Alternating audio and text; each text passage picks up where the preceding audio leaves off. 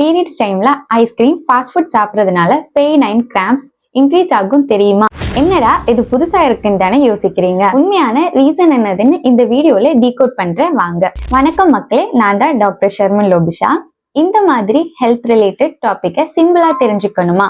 உடனே எங்க பேஜை ஃபாலோ பண்ணுங்க.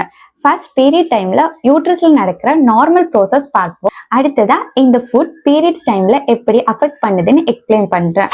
ஒவ்வொரு மாதமும் யூட்ரஸ் மென்மையான தடுப்பான உள்பகுதி எண்டோமெட்ரியமை பிரெக்னன்சிக்காக உருவாக்கும். எப்படி எண்டோமெட்ரியம் உருவாகும்னு தெரியணுமா? சேனல் இருக்க இந்த வீடியோவை பாருங்க. சரி, இப்போ நம்ம டாபிக் வருவோம். பட் எக் ஃபெர்டிலைஸ் ஆகலைன்னா அப்போதே ப்ரொஜெஸ்டரான் ஹார்மோன் லெவல் பாடியிலே கம்மியாகும். இதனாலே ப்ரோஸ்டோகிளாண்டின் சொல்ற ஹார்மோன்ல கெமிக்கல் யூட்ரஸ்ல ரிலீஸ் ஆகும். இந்த ப்ரோஸ்டோகிளாண்டின் யூட்ரஸ் மசில கான்ட்ராக்ட் பண்ணி எண்டோமெட்ரியல் லைனிங்கை வெளியேற்றும். இதனாலதான் பீரியட் வர்றது. சோ ப்ரோஸ்டோகிளாண்டின் அதிகமா ரிலீஸ் ஆகும் போது யூட்ரஸ் கான்ட்ராக்ஷன் அதிகமா இருக்கும். இதனாலதான் பெயின் அதிகமா ஃபீல் பண்றீங்க.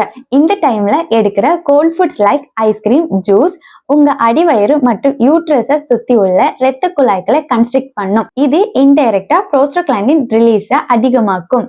சோ கிராம்ப் அதிகமா ஃபீல் பண்ணுவீங்க. Junk food, fried, salty food அதிகமா இருக்கும். டிரான்ஸ் ஃபேட் ப்ரோஸ்டோகிளாண்டின் சிந்தசிஸை அதிகமாக்கும்.